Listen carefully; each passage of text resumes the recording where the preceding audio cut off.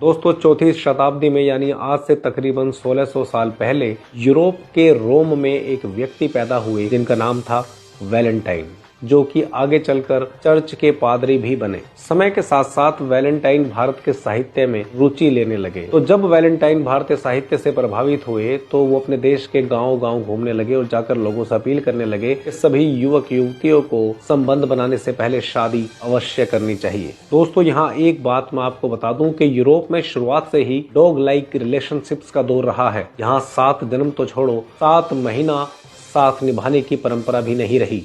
ठीक उसी समय रोम में क्लोडियस नाम का एक राजा हुआ करता था, जो वैलेंटाइन से अक्सर कहा करता था कि विवाह को लेकर आप ये क्या बकवास करते हो। और इसके जवाब में वैलेंटाइन इतना ही कहा करते थे कि ये कोई बकवास नहीं बल्कि एक अच्छी और पवित्र जीवन पद्धति है जो संपूर्ण भारतवर्ष में चलती है और इस पद्धति को हमें भी अपना लेना चाहिए। अक्सर वो इस बात का भी तर्क दिया करते थे कि यदि हम इस तरीके की विवाह पद्धति को अपनाते हैं तो हमारे समाज में बीमारियां कम हो जाएंगी और समाज व्यवस्थित हो जाएगा। तो वैलेंटाइन गांव-गांव घूमकर लोगों को शादी के लिए प्रेरित करने लगे, जबकि राजा लोगों को शादी के लिए रोका करता था और कहता था कि हमारे समाज में शादी करके साथ रहने का कोई रिवाज नहीं है। और राजा और वैलेंटाइन का अक्सर इसी बात को लेकर झगड़ा होता रहता था और वैलेंटाइन की इस शादी करा देने वाली परंपरा से परेशान होकर राजा ने वैलेंटाइन को फांसी देने का आदेश दे दिया, जिसके बाद 14 फरवरी 270 ईस्वी को उन्हें फांसी पर लटका दिया गया। और इस घटना के बाद उनके प्रशंसक काफी दुखी हुए और उसके बाद उनकी याद में हर 14 फरवरी को यूरोप में वैलेंटाइन डे मनाया जाने लगा।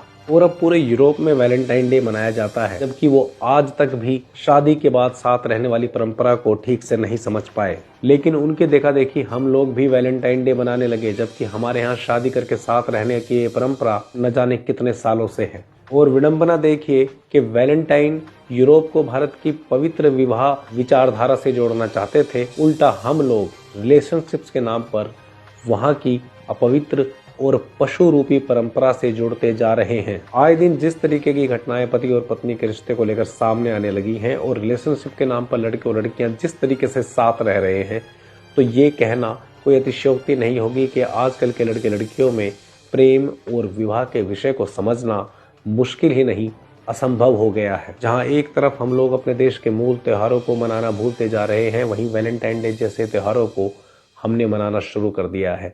क्या ये एक देश की संस्कृति का पतन नहीं है? इस विषय पर आपका क्या कहना है, ये बात कमेंट बॉक्स में हमें अवश्य बताइएगा। और ये वीडियो अगर आपको अच्छी लगी, ये जानकारी आपको अच्छी लगी, तो इसे अन्य लोगों तक जरूर पहुँचाएं। मिलते हैं अगले ही ऐसी किसी वीडियो में। धन्यवाद। जय हिंद।